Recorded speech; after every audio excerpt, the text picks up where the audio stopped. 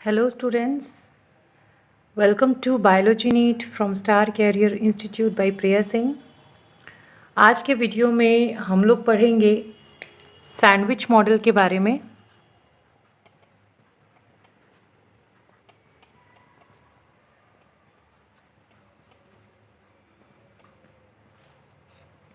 Last के lecture में हमने डिस्कस किया था कि सेल मेम्ब्रेन क्या होता है और उसके इम्पॉर्टेंट फीचर्स क्या होते हैं। इस लेक्चर में हम देखेंगे कि सैंडविच मॉडल क्या है और इसमें क्या बातें बोली गई हैं। इसके अलावा 2-3 मॉडल्स और हैं जो हम डिस्कस करेंगे, that is unit membrane and fluid mosaic model. Okay, तो हम सबसे पहले डिस्कस कर लेते हैं कि सैंडविच मॉडल क्या है। ओके, नाउ सैंडविच मॉडल जो है it was first given by Danielli and Dawson.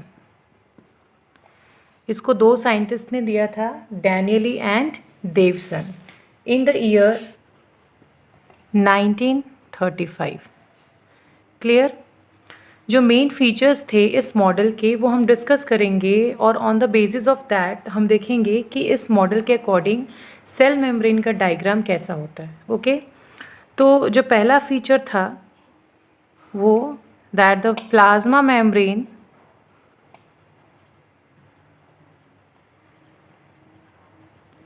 जो है वो दो चीज़ों से मिलके बना है, that is protein and phospholipid. Protein and phospholipid. Clear?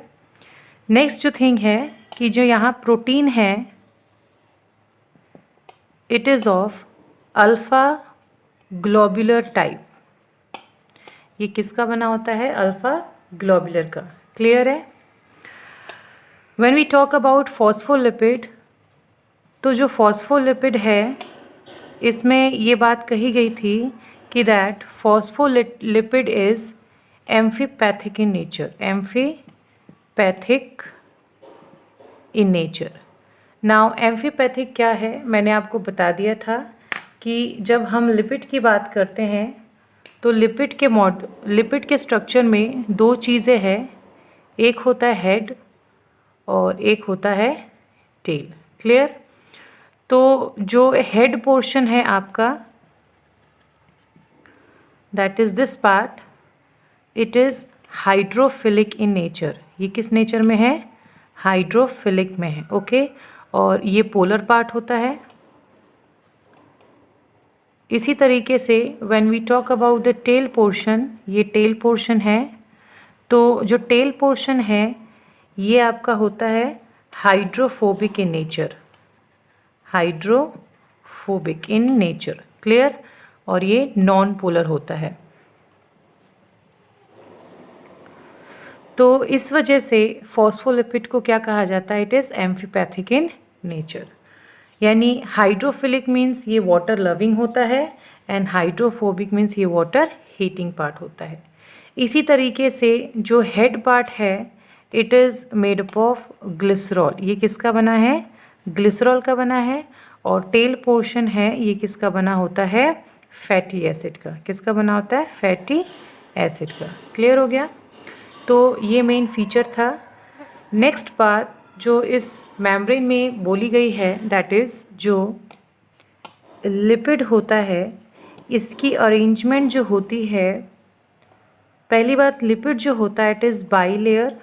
ये बाईलेयर होता है और साथ ही साथ ये इस तरीके से अरेंज होते हैं कि जो इनके टेल्स होते हैं they face each other. They face each other. और जो हेड्स होते हैं वो एक दूसरे से क्या होते हैं? अवे होते हैं। क्लियर?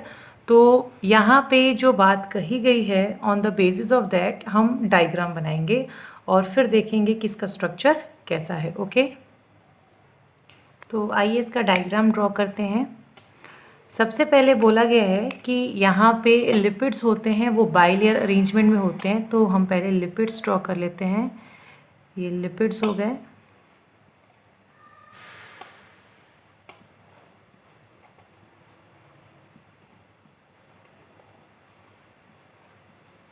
इसी तरीके से एक और लेयर होगी, जैसे हमने बोला कि यहाँ पे टेल्स एक दूसरे को क्या करते हैं, फेस करते हैं।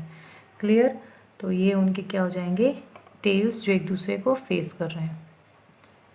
इसी तरीके से so these are the phospholipids bilayer. ये क्या हो गया आपके phospholipids bilayer, phospholipid bilayer. Clear? Next है जो प्रोटीन होता है that is present on either side of the phospholipid. Protein जो होता है it is globular in nature और ये इनके आइदर साइड में प्रेजेंट होते हैं। तो दीज आर द प्रोटीन्स।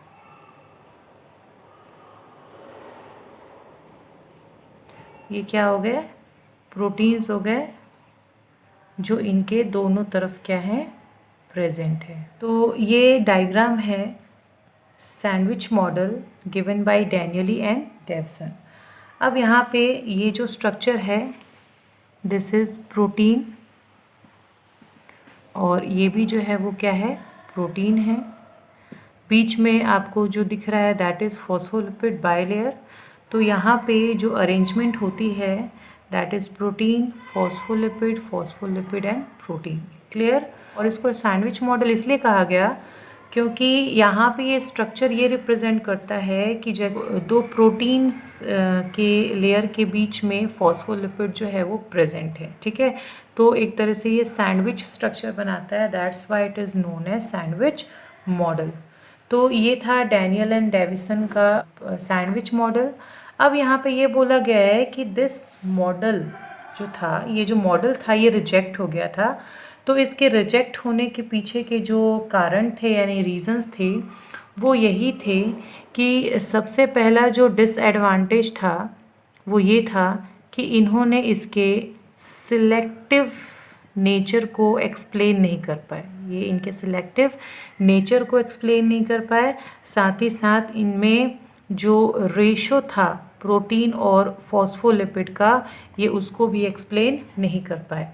तो सिलेक्टिव नेचर नहीं बता पाए, रेशो नहीं बता पाए, तो इस वजह से ये क्या हो गया, मॉडल जो था वो क्या हो गया, रिजेक्ट हो गया। एक चीज़ इस मॉडल में मैं और बता दूं, यहाँ पे जो मॉडल है तो यहाँ पे जो फॉस्फोलिपिड्स है ये प्रोटीन के साथ क्या है, अटैच्ड है। तो जनरली ये फॉस्फोलिपिड के जो हेड होते हैं ये प्रोटीन के साथ एक बॉन्ड के ज़रिए जुड़े हैं जिसे हम कहते हैं आयनिक बॉन्ड, या फिर आप कह सकते हो हाइड्रोजन बॉन्ड। तो ये आपस में इनका जो कनेक्शन है with the help of ionic और हाइड्रोजन बॉन्ड।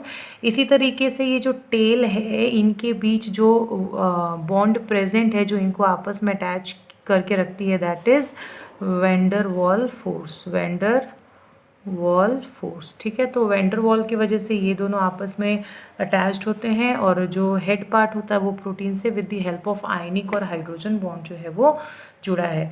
अब यहाँ पे ये बोला गया है कि जनरली यहाँ पे बात हो रही थी कि जो प्लाज्मा मेम्ब्रेन होते हैं ये क्या करते हैं कि चाहे फैट सॉल्युबल सब्सटेंस हो या फिर वाटर सॉल्युबल सब्सटेंस हो, ये दोनों को ही क्या करते हैं, अलाउ करते हैं पास होने के लिए। तो जब हम फैट सॉल्युबल की बात करते हैं तो जब हम बात करेंगे फैट सॉल्युबल की तो यहाँ पे मान लीजिए कोई फैट सॉल्युबल सब्सटेंस है, तो इस फैट सॉल्युबल सब्सटेंस को प्रोटीन और जो फॉस्फोलिपिड है जो कि फैट्स के ही बने हैं वो क्या करेंगे, ये ईजिली अलाउ कर देंगे इससे पास होने के लिए।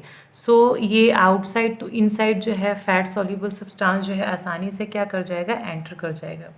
लेकिन जब हम वाटर सॉल्युबल सब्सटेंस की बात करते हैं तो वाटर सॉल्युबल सब्सटेंस जो होते हैं जब इनकी एंट्री होती है तो यहाँ पे जब वाटर सॉल्युबल सब्सटेंस की बात करें तो water soluble substance protein part से तो एंटर कर जाएगा। इसी तरीके से when we talk about head तो ये हेड पार्ट से भी एंटर कर जाएगा।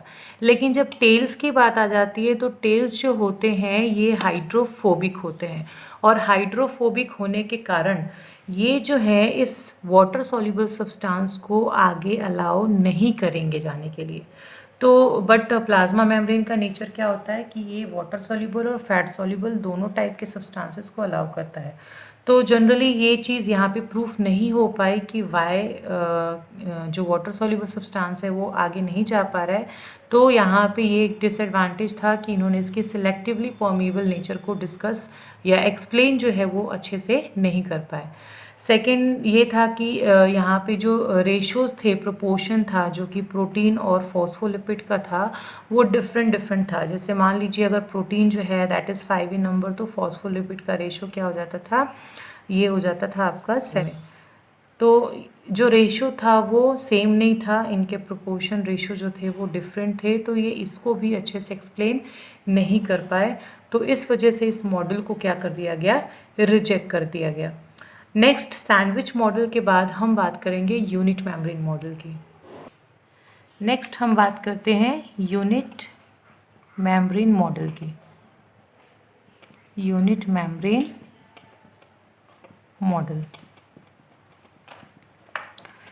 नाउ यूनिट मेम्ब्रेन मॉडल क्या था, इसके भी हम इम्पॉर्टेंट फीचर्स देख लेते हैं। सबसे पहली बात तो जो यूनिट मेम्ब्रेन मॉडल था, it was given by Robertson the year 1959। Clear. अब ये जो मॉडल था, इसके जितने भी इसके फीचर्स थे वो लगभग सैंडविच मॉडल के जैसे ही थे, सेम थे, इसमें कोई ज़्यादा डिफरेंस नहीं था। तो सबसे पहले हम सिमिलैरिटी देख लेते हैं कि इनके मॉडल में और सैंडविच मॉडल में सिमिलैरिटी क्या थी। तो सिमिलैरिटी यही थी कि जो प्लाज्मा मेम्ब्रेन था वो दो चीज़ों से बना था, same, that is protein and phospholipid। Protein and phospholipid, ठीक है, ये प्रोटीन का भी बना था और फॉस्फोलिपिड का बना था। यहाँ पे जो फॉस्फोलिपिड था, सेम जैसे डैनियली और डेविसन ने बताया था, वो क्या था, amphipathic in nature. Amphipathic in nature. Clear. तो एम्फीपैथिक में आपने देखा है कि एम्फीपैथिक में जो फॉस्फोलिपिड है उसके दो पार्ट्स है, एक तो पार्ट है आपका हेड और दूसरा पार्ट है टेल। तो हेड जो था that is hydrophilic in nature, hydrophilic in nature, और टेल जो है that is hydrophobic in nature. Clear. तो ये दो चीज़ें थी। तो ये भी जो था वो सैंडविच मॉडल के जैसा ही था। नेक्स्ट जो बात बोली गई थी कि इसकी जो अरेंजमेंट थी दैट वाज आल्सो सेम। इसकी जो अरेंजमेंट थी वो क्या थी, सेम थी। तो when we talk about arrangement, तो अरेंजमेंट जो था वो सेम था, that is protein, phospholipid, phospholipid and protein. तो अगर हम डायग्राम देखें तो डायग्राम देख लेते हैं और उसके बाद देखेंगे कि दोनों में डिफरेंस क्या था मेन। तो डायग्राम देख लेते हैं। यहाँ डायग्राम दिया था वो कुछ इस तरीके से था।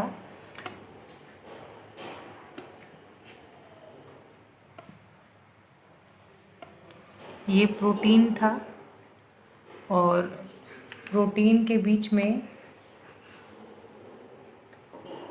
बीच में फॉस्फोलिपिड्स हैं।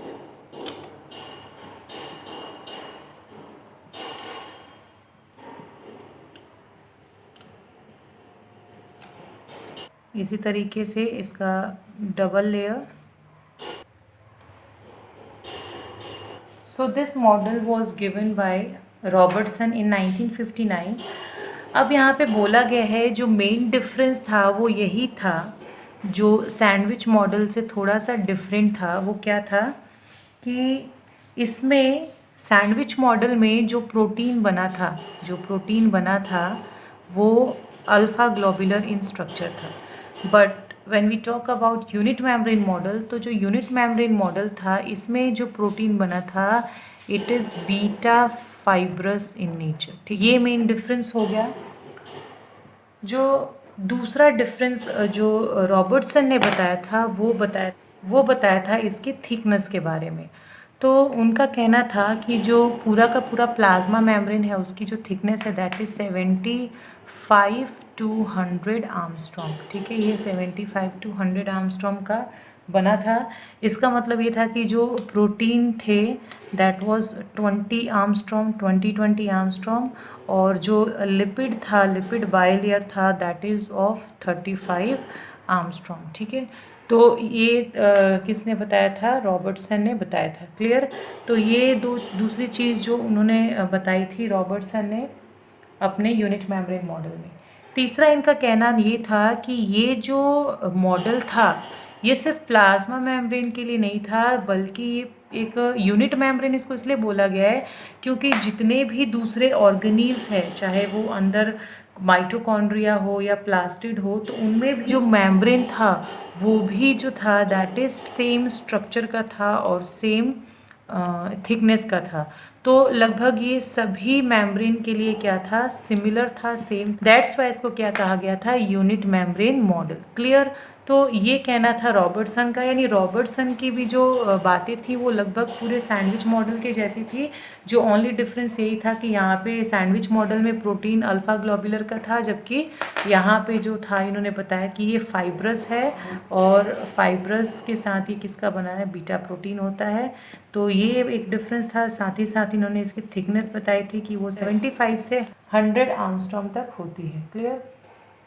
तो ये जो दो डिफरेंस थे सैंडविच मॉडल से थोड़े से डिफरेंट थे, जो कि रॉबर्टसन ने बताई थी।